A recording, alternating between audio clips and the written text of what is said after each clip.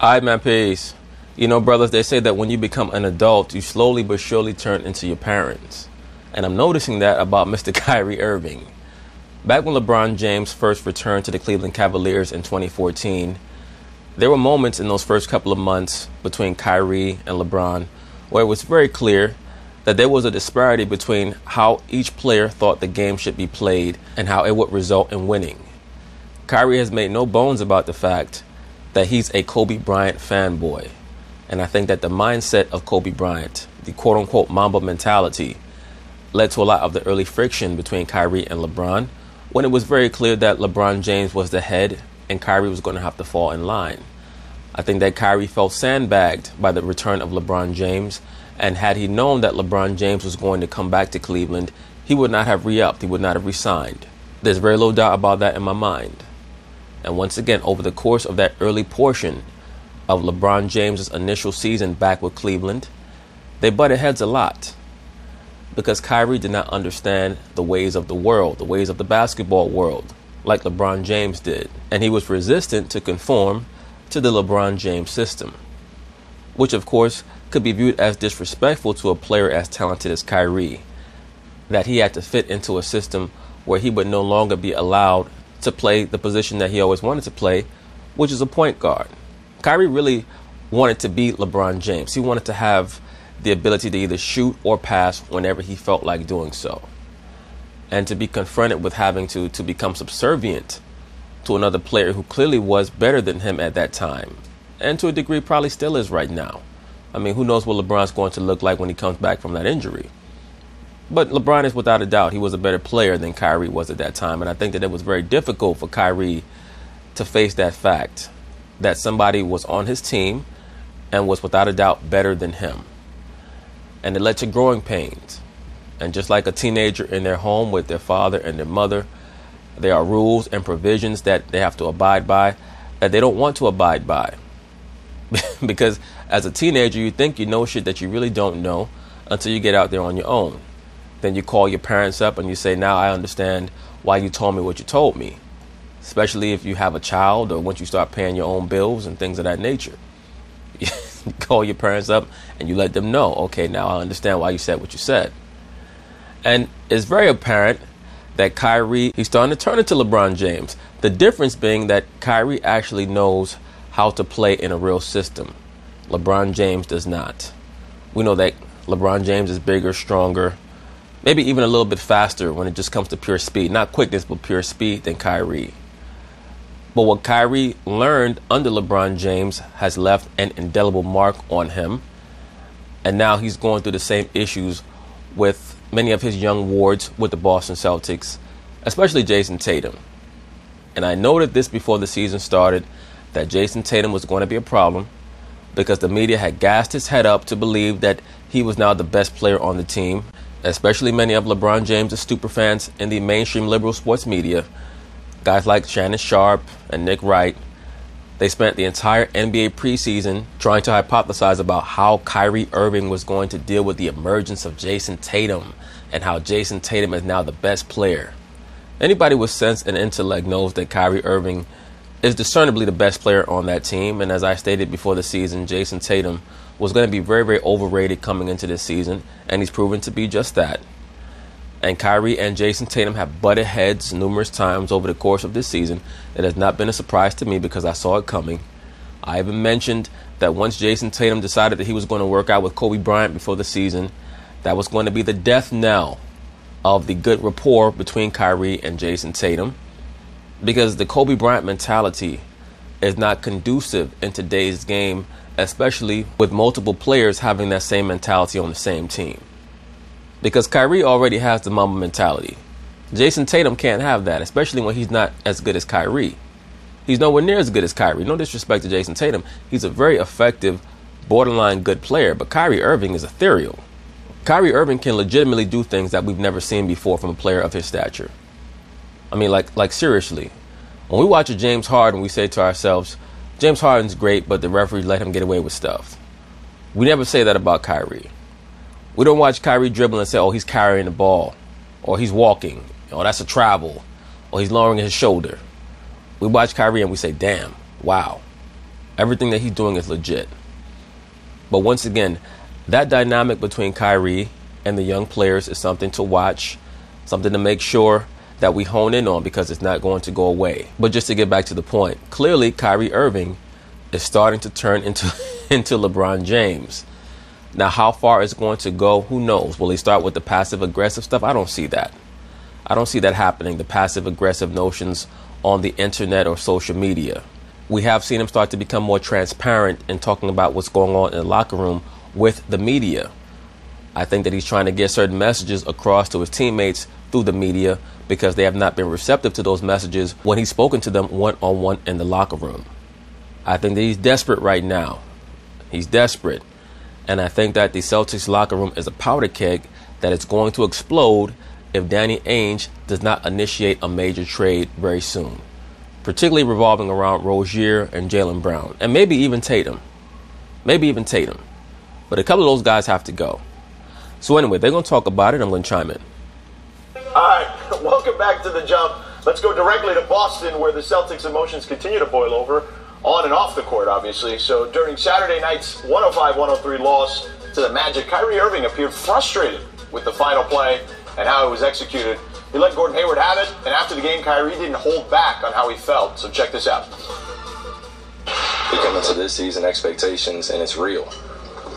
Everyone, from the coaching staff to the players, it's very much real every single day. What we're facing now is nothing compared to being on that stage trying to get a gold trophy. Let me say this also.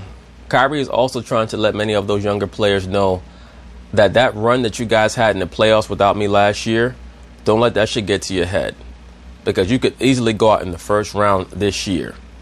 That's what he's trying to let them communicate. And he's also trying to let them communicate, don't even think about letting the notion settle into your brain that you're a better team without me. Don't even think about that shit.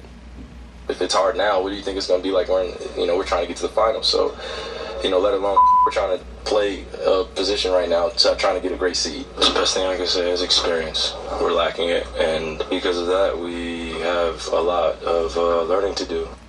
Let me say this. When Kyrie makes statements about experience, basically he's trying to sun all the younger players, because he knows that experience is the one topic that they can't argue about.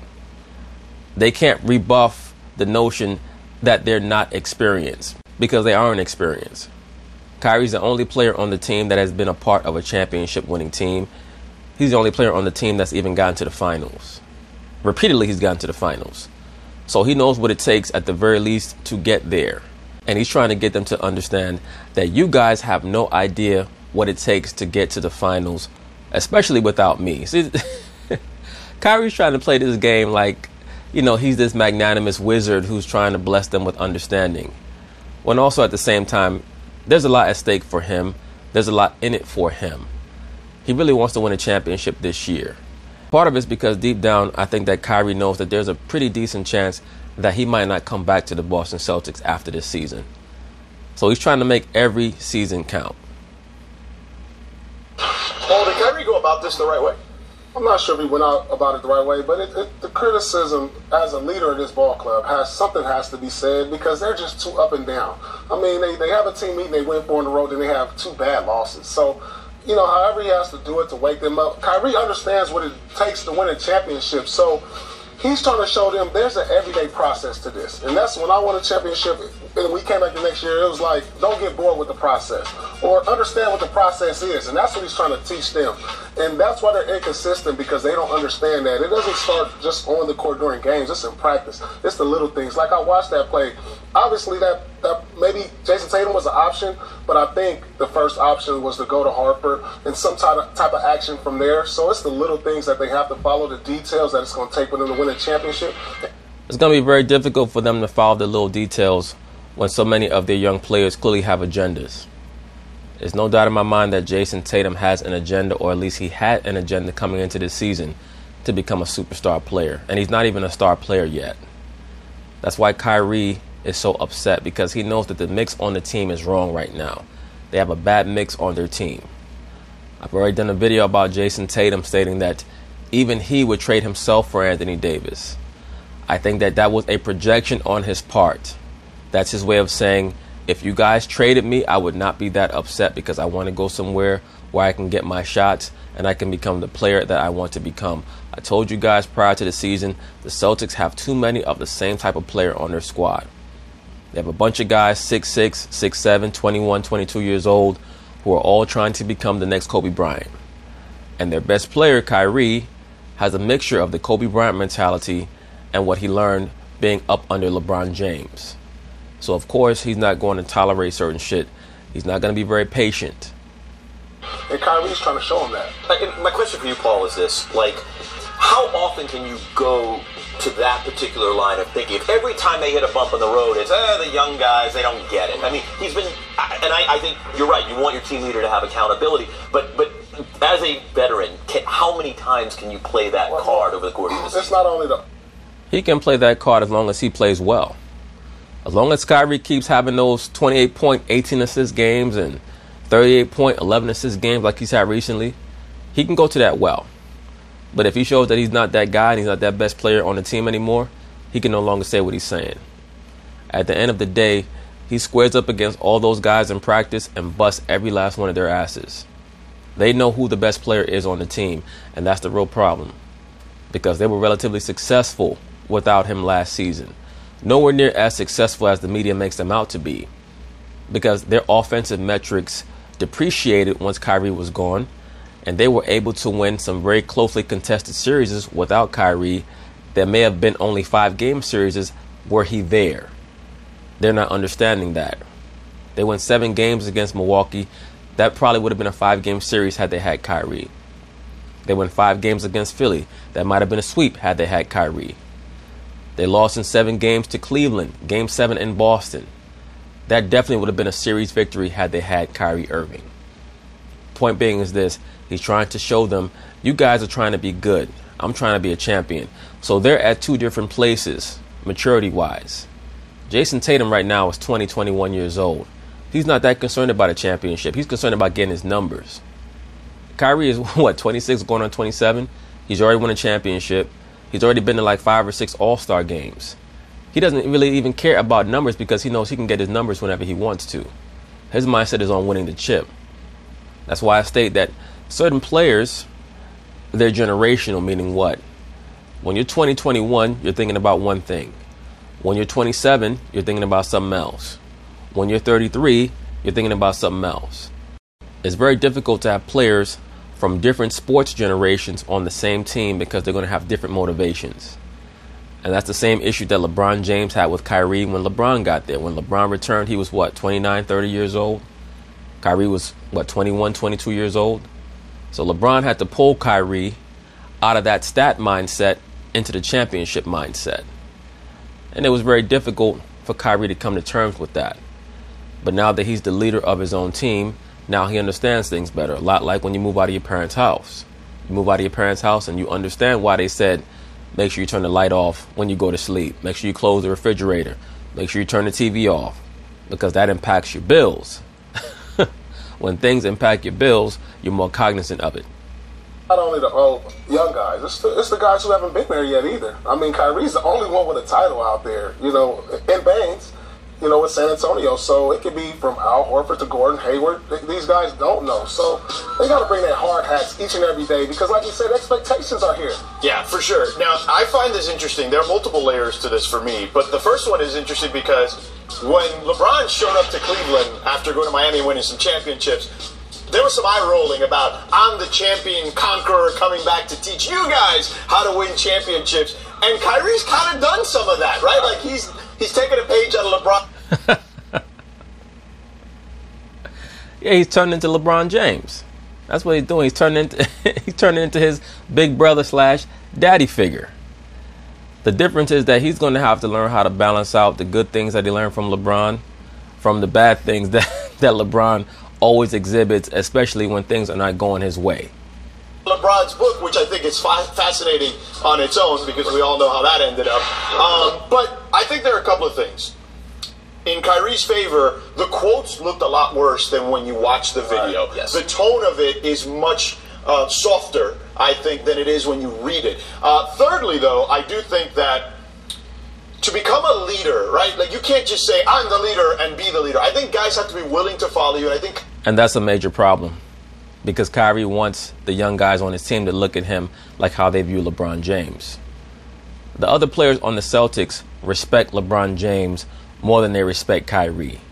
They respect LeBron James more than Kyrie respected LeBron James. Why is that? Because Kyrie is a much more talented player than those other players on Boston. So Kyrie viewed LeBron as a peer. He didn't view him as a guru or a Svengali who was going to instruct him.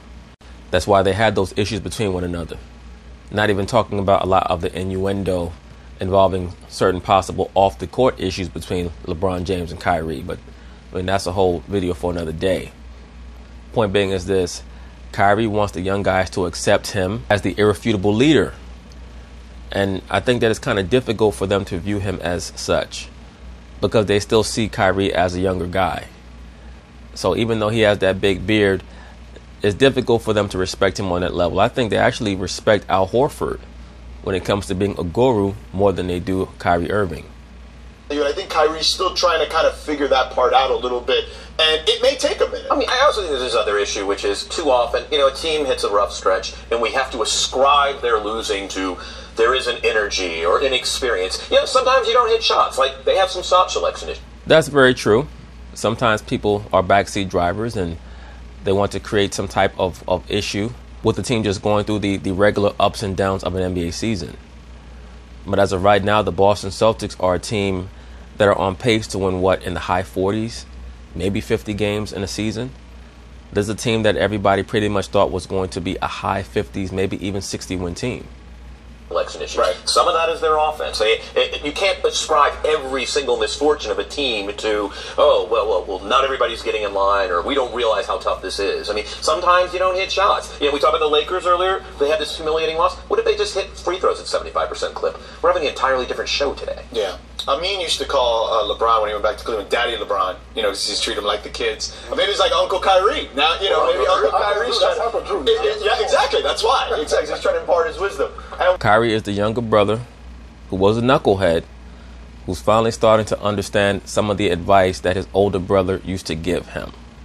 That's what he is, and he's slowly turning into LeBron James. They even have the same beard and wear the same dad hats. Ain't that a bitch? And while over the week... But anyway, that's basically it on that. We'll see how things turn out for the Celtics. They are going to have to make a major trade in order for them to make a deep run into the playoffs. That's what I believe. If they find a way to get rid of Jaylen Brown and Terry Rozier and maybe bring in some front court help, that would certainly assist them, in my view, in getting deeper into the playoffs. Because right now, they're just way too congested at the wing spot. And it's creating, to me, a lot of antipathy in the locker room. But anyway. Yeah, exactly. That's why. Exactly. He's trying to impart his wisdom. And while over the weekend it was clear Kyrie was testing the power of his voice, today he, I guess, watered down his harshness to some extent of his comments. Take a listen to what Kyrie said today. I never want to come from a place where I don't want to sound like or make it feel like I don't want to win a championship. Sometimes I may come off and say things, and never to question my teammates in public like that ever again, but it's Well, you're still going to question your teammates in public. You're just going to do it in a roundabout way. But that's another video. I just want to win so bad. Like, I came from a place where, I asked for a trade, and I'm coming here, and I believe in this organization, and I want these young guys to be successful. In order to do that, well, you want them to be successful because that's also going to help you to be successful. You view yourself as another Kobe Bryant, another Michael Jordan, another LeBron James. There's nothing wrong with that. Another Isaiah Thomas. You understand that if you guys win an NBA championship, it's going to be viewed as Kyrie Irving's NBA championship. You could be a member of a championship team. You could be Vinnie Johnson. You could be John Sally on the Bad Boy Pistons. And you could say, I'm a champion. I was on a championship team. But those teams will always be known as Isaiah Thomas's championship Pistons, Michael Jordan's championship Bulls, Larry Bird's championship Celtics. If you win a championship, it's going to be known as Kyrie Irving's championship Celtics. You know that. We all got to be on the same page and have that mindset that a championship or nothing. In other words, there are certain guys in your locker room that are not on the championship page. The quote-unquote young guys. You've made no bones about that. Let's highlight it even more. Jason Tatum. And what's interesting is that, once again, Kyrie Irving and Jason Tatum had a very close relationship. Remember, they're both Dookies. And I'm not saying that they don't currently have a very close relationship. I'm just saying that I'm sure that it's strained right now. I have very little doubt about that it's most likely strained, because I believe that Jason Tatum had an image of himself for this current season that has not materialized, and he partly blames it on Kyrie, who he views as a point guard who's trying to be a shooting guard. Kyrie Irving, I'm sure, looks at him and says, "You're a good player. I'm a great player. You have to fall back." Sometimes that could be the best of me at times. All right, so Kyrie's comments today and over the weekend are just some of the many symptoms of the Celtics' overall situation. Just last week, Marcus Morris and Jaylen Brown got into it. A bit of a disagreement there in Miami and had to be separated. That came after Kyrie credited a late December team meeting that he said helped clear the air. So, Paul, who or what's to blame for the Celtics' chemistry issues at the moment? I think all those players that are all playing the same position. It's very simple shit. They have too much of the same thing. When you go and you look at a new apartment and you walk in and there's 5 refrigerators there, you're like, why the hell do we need 5 refrigerators? We only need one nice refrigerator. You look at a new house and there's 10 basements. Why the hell are there 10 basements here? There's a bunch of nuclear shelters. What's going on? There are certain things that become a redundancy. They have to get rid of the redundancies. it's a combination of the coaching staff all the way down. Because now there's pressure, like he said. There's pressure, there's expectations. How do the young guys handle this? How do the veterans handle this? It's tougher to play with expectations than no expectations. Last year, if they had made it to the finals, fine. Nobody expected it. They went farther than anybody expected without Kyrie. Now it's like, oh, we're expected to win the East, go to the finals, and the only team really people thought could challenge the Golden State Warriors. And now that none of this is like seeming like it's going to play out, guys are frustrated with one another because those expectations have been put on. And that. Well, I think that Kyrie's the most frustrated because nothing against Al Horford. Al Horford's never won shit. So there are no expectations on him. Kyrie knows that to whom much is given, much is required. So in the same way, like I stated, should they win the championship, it's going to be known as Kyrie Irving's championship Celtics team. If they don't win, if they fall short, everybody's going to say Kyrie came up short. That's what they're going to say. They're not going to say Jaylen Brown came up short. So that's why Kyrie is trying to light that fire up under them. And make no mistake about it, Kobe Bryant and his energy is hovering somewhere in the background because Kyrie Irving speaks to Kobe, and Kobe's letting him know, you need to light a fire up under those guys. You have to make them uncomfortable. I promise you that's what Kobe Bean Bryant is telling him.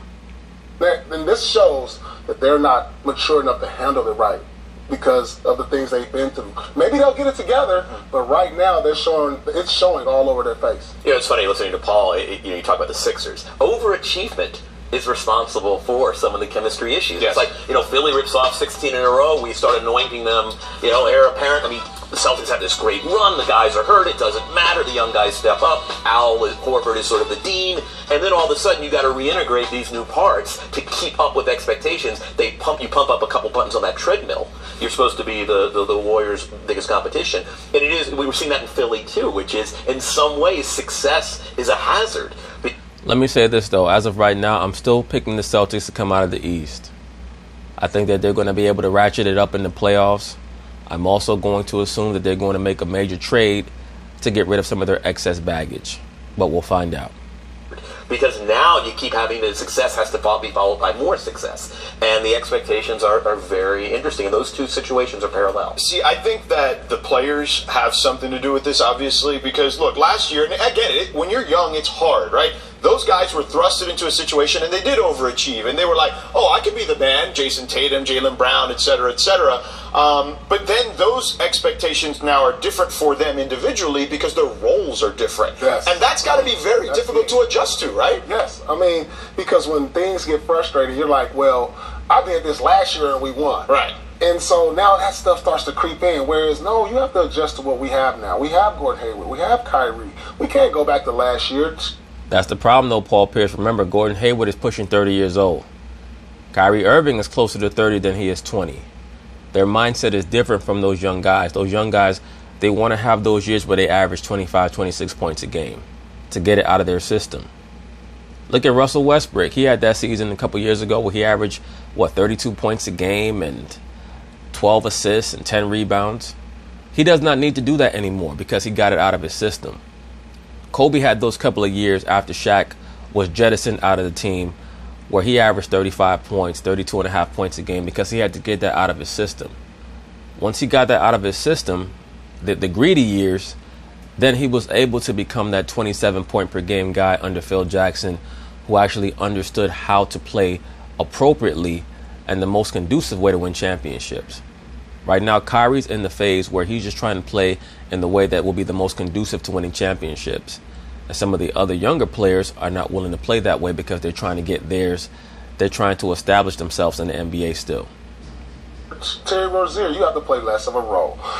Tatum, you have to play less of a role. Brown, we can't do the things last year. Even though we were successful, we got to integrate these guys. And now when things don't go well this year, you start reverting back to that. So what about the rumors out there? We've talked about it with the Lakers, right? The Lakers rumors, Anthony Davis or whatever. The Celtics have had some of those rumors too, especially with some of these young guys potentially being involved. Does that play a factor?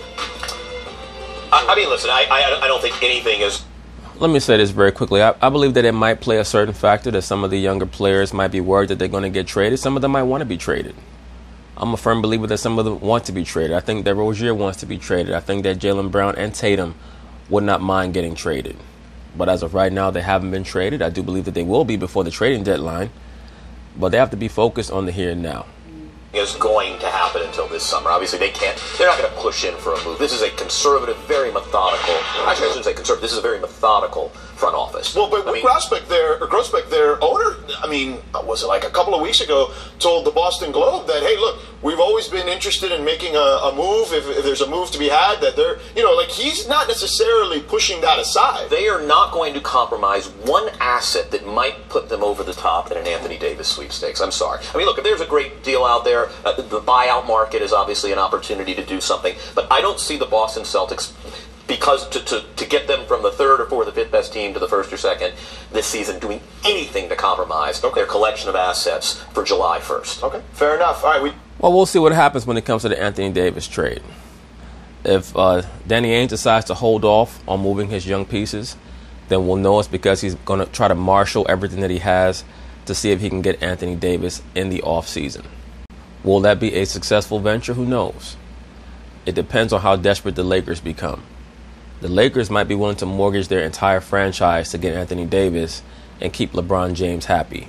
And if LeBron James continues to sit out with what they're alleging is a groin injury, Magic Johnson just might become so desperate that he says to himself, let's bring in AD, mortgage the franchise, so at the very least we'll have some star power, not only to lure LeBron James back from injury, but also so that many of our ticket holders understand that we're serious whether or not LeBron James is serious. Because they will get to that point. Remember, LeBron James started to dog it last year with Cleveland until the Cleveland Cavaliers front office made that major trade. So it wouldn't surprise me if he's doing the same thing right now to force the hand of the LA Lakers front office in making that trade for Anthony Davis. But anyway, peace.